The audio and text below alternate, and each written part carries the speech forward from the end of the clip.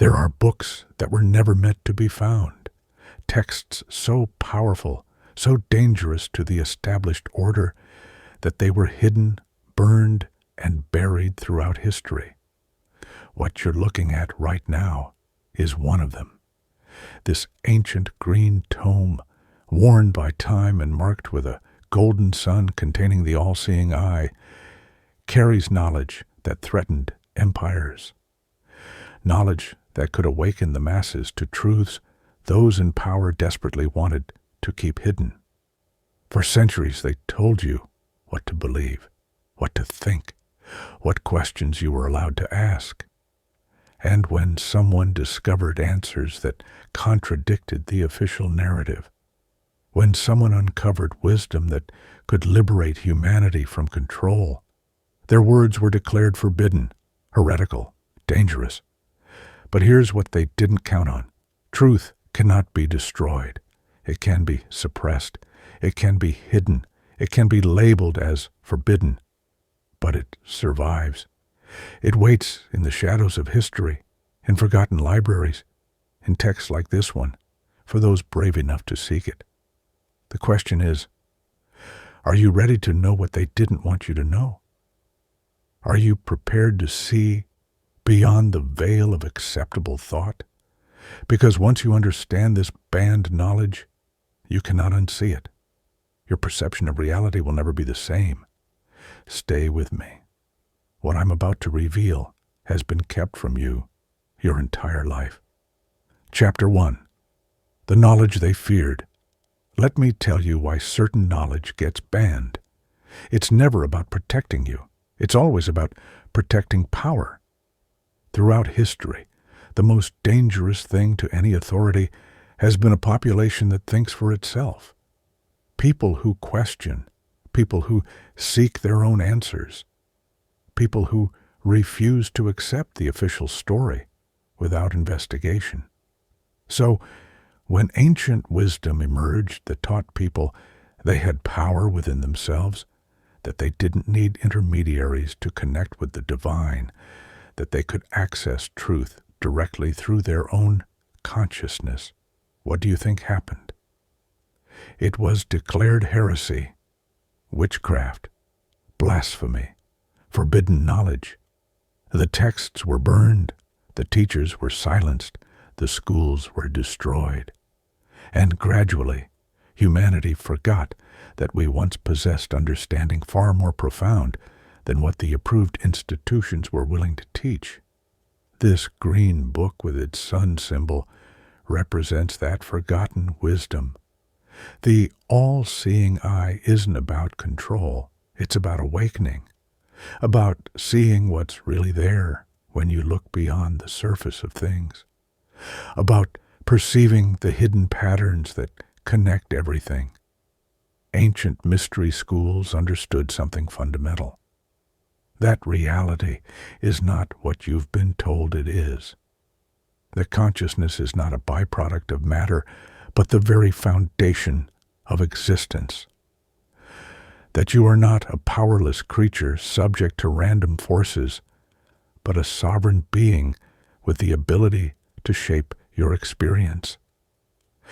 They taught techniques for expanding awareness, methods for accessing states of consciousness that revealed truths impossible to see from ordinary perception, practices for developing abilities that modern society claims don't exist.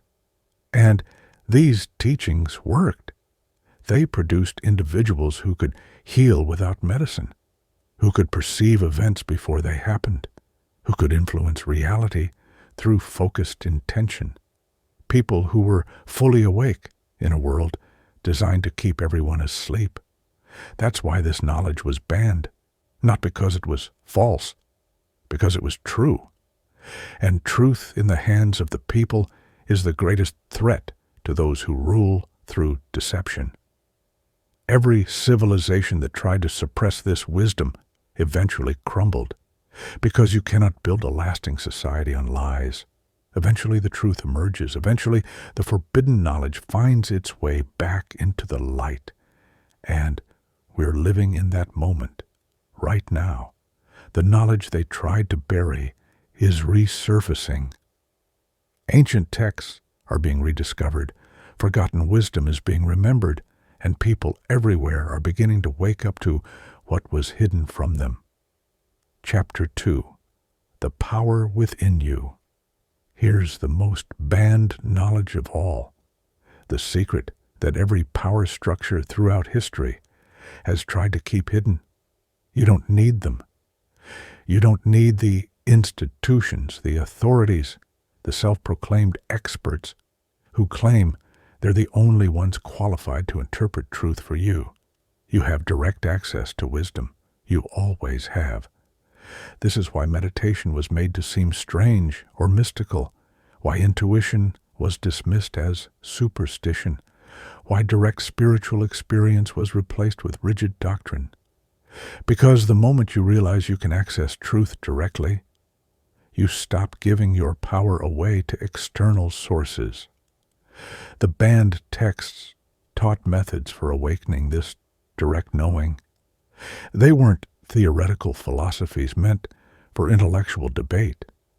They were practical manuals for consciousness expansion, step-by-step instructions for developing abilities that would prove you're far more than you've been taught to believe. Ancient practitioners understood that human beings possess latent capacities, dormant potential waiting to be activated.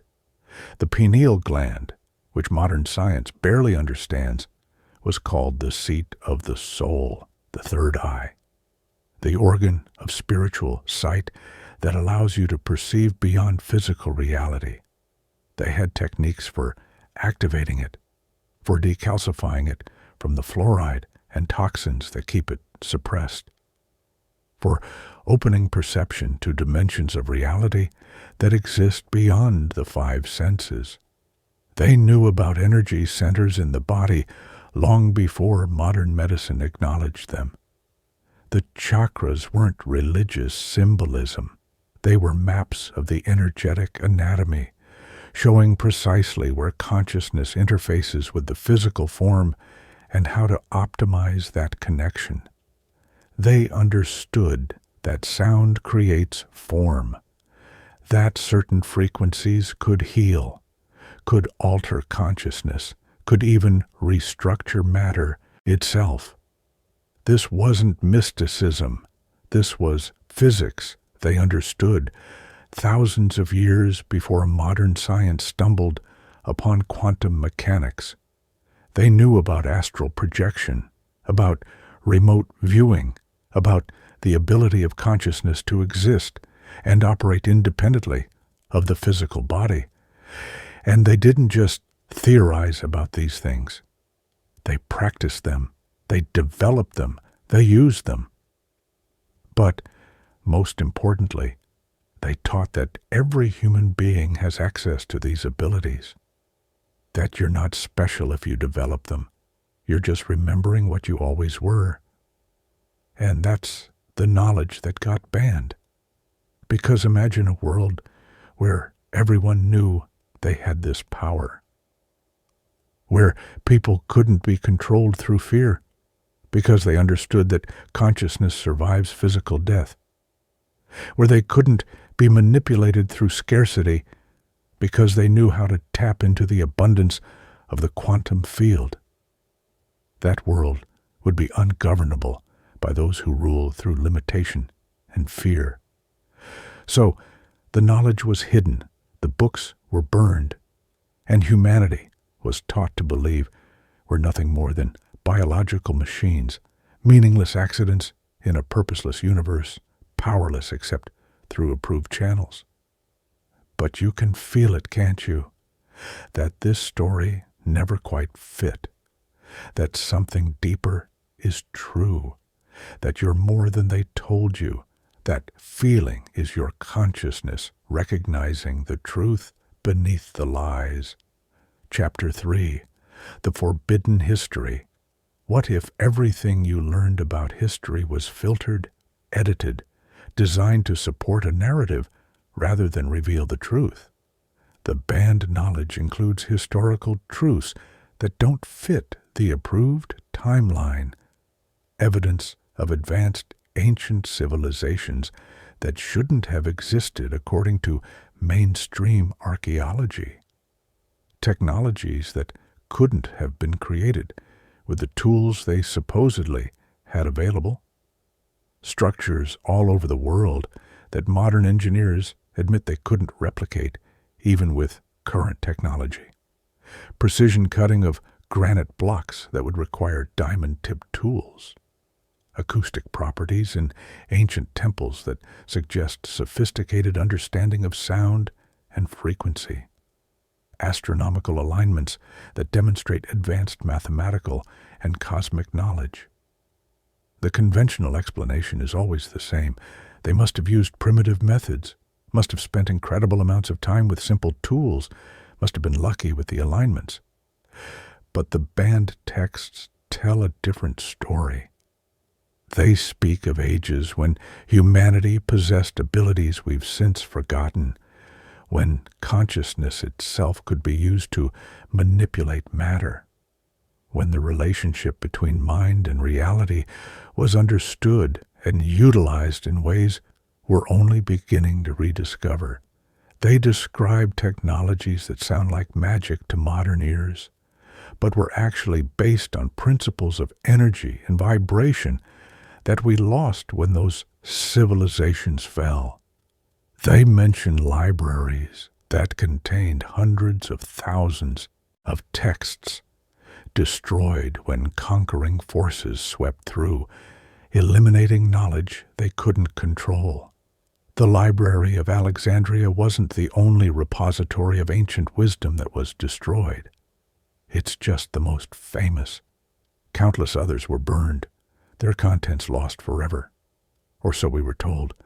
But fragments survived, hidden in monasteries, buried in caves, passed down through secret societies that preserved the knowledge even as it was forbidden to the public. And these fragments all point to the same truth. Humanity has been far more advanced in the past than we're taught. We've risen and fallen multiple times, and each time a civilization falls, the knowledge is suppressed by whatever power structure emerges next, because that knowledge threatens their control. We're taught that history is a steady march of progress, that we're the most advanced humans who've ever lived, that our ancestors were primitive, and we've evolved beyond them. But what if the opposite is true? What if we're actually in a dark age, having lost wisdom our ancestors possessed? What if the technological advancement we're so proud of has come at the cost of consciousness development they had mastered? The banned texts suggest this. They describe abilities that sound impossible.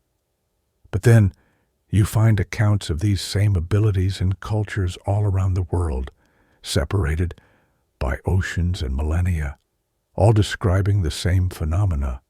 That's not mythology. That's evidence. Evidence of human potential that's been systematically hidden from us. Chapter 4. The Control System. Now we arrive at the most dangerous knowledge, the understanding that made this book and others like it forbidden. There is a system designed to keep you small, to keep you asleep, to keep you dependent, afraid, and controllable. It's not a conspiracy in the way most people think. It's more subtle than that. It's a structure built over millennia, layer upon layer, becoming so normalized that most people defend it even as it limits them.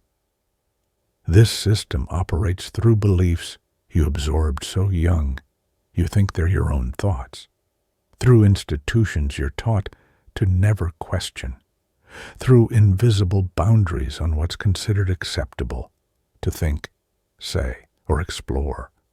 You're given just enough freedom to feel free while being carefully channeled into narrow lanes of acceptable behavior.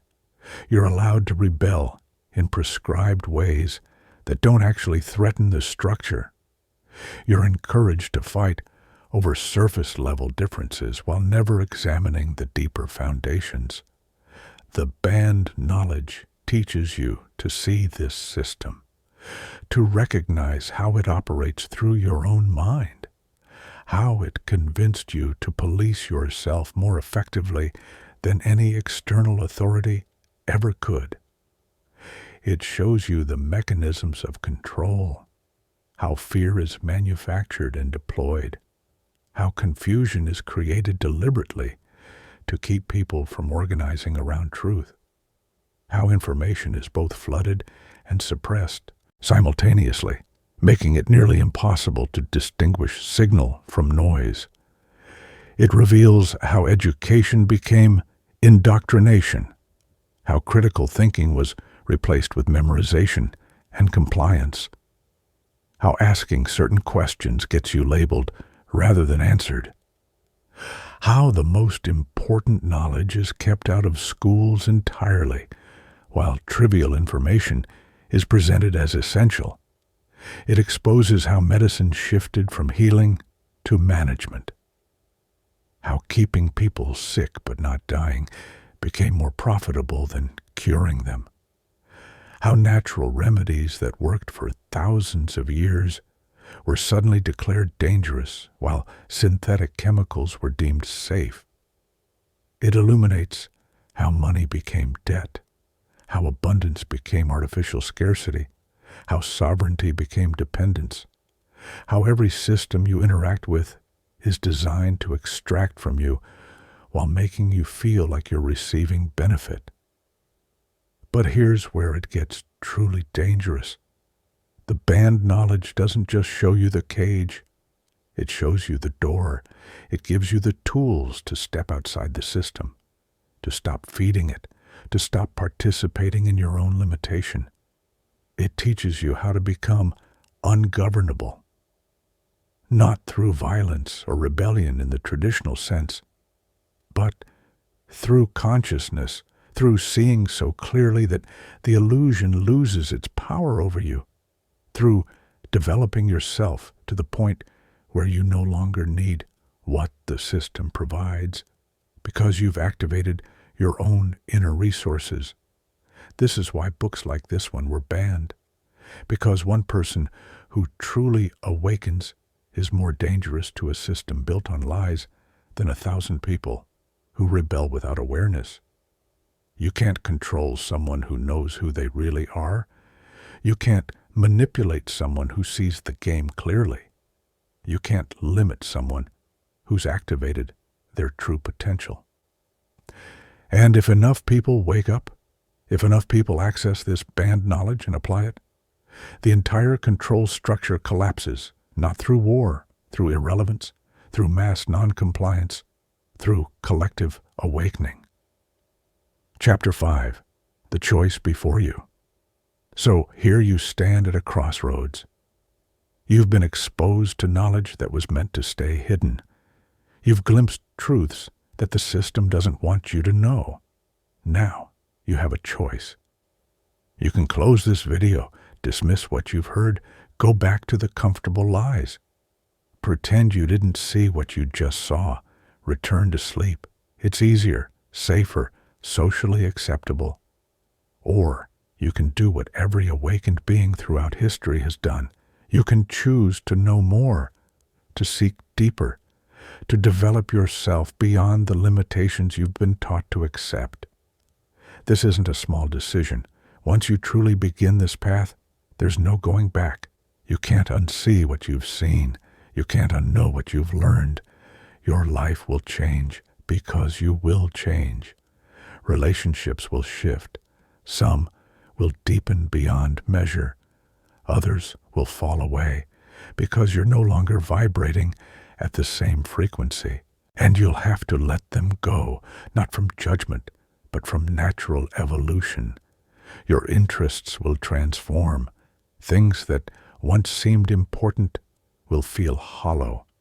Things you never noticed will suddenly become fascinating. You'll find yourself drawn to different knowledge, different practices, different people, your perception of reality will expand in ways that are difficult to explain to those who haven't experienced it. You'll start noticing synchronicities everywhere. You'll develop intuitions that prove accurate. You'll have experiences that defy conventional explanation, and society will try to pull you back. Friends will express concern. Family will suggest you're going too far. The rational mind will generate doubt. The conditioned self will create fear. This is the test. This is where most people turn back. Because the unknown is uncomfortable. Because growth requires shedding old identities. Because awakening means losing the false security of agreed-upon limitations.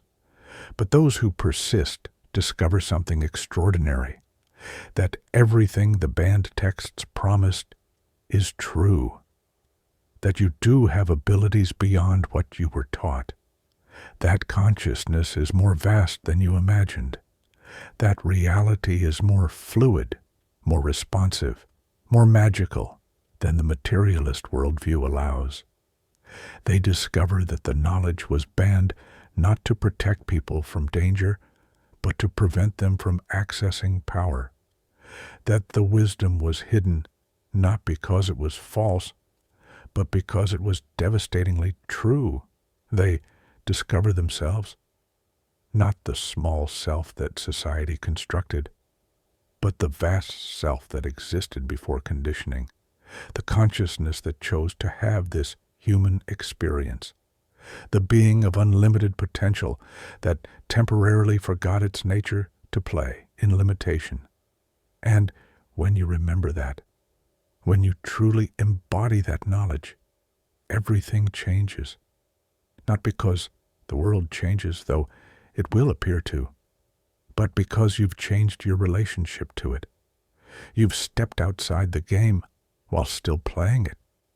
You've awakened within the dream.